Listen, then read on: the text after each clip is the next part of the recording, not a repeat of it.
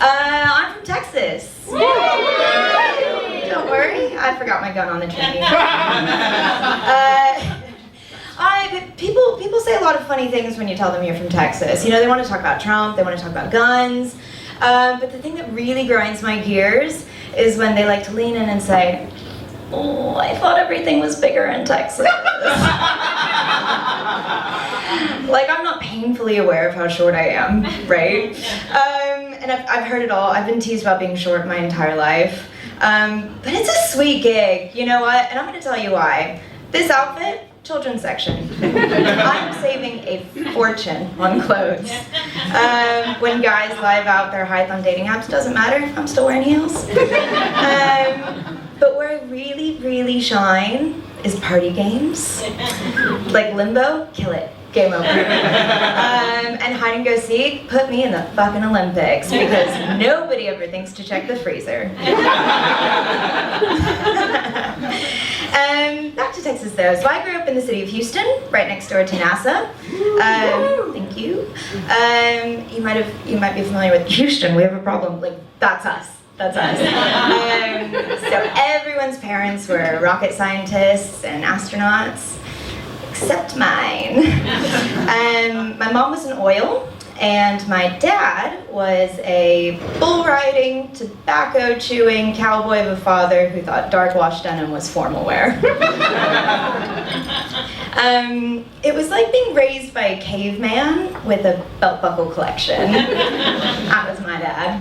And he didn't get women at all. I think he found raising daughters about as confusing as I find Britney Spears' social media presence. You just want some adult supervision to be involved, right?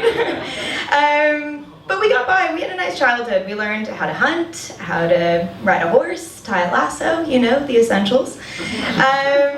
But my sister and I were more city girls, and the older we got, the less he understood. So, like all deadbeat cowboy fathers had done before him, ours rode off into the sunset the moment we hit puberty. Oh, I know, it's girl power, and she's talking about her daddy issues.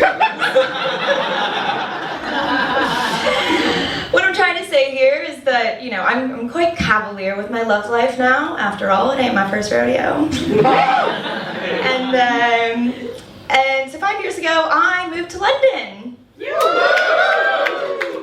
Where, quite frankly, American rom-com fantasies go to die, all right? Like, Jude Law does not turn up at your doorstep, widowed and ready to save you from your heartbreak. That shit is false advertising.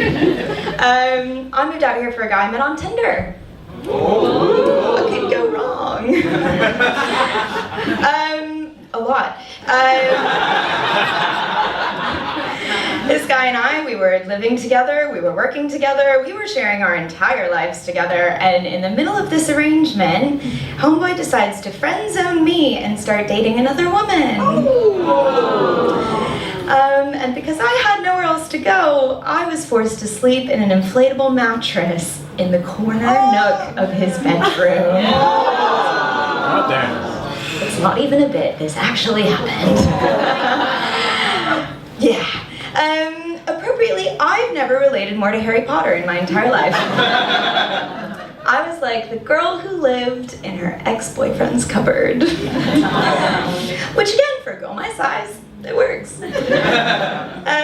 But despite a lot of me staying 13, I am definitely going on 30. And I hate it. I'm fighting it with every inch of me. I'm treating my 29 3/4 body like it is the last days of Rome. Like, I'm going out in mini skirts again and pretending like I'm not freezing my pubes off. And then leaving the bars to get a cheeseburger, because, you know, that's not going to wreak absolute havoc the next day. I even thought I would take a few nudes, you know? Sharon gets it. Send them to a guy I haven't spoken to in a while, try to get his attention. But my dad never replied. I've been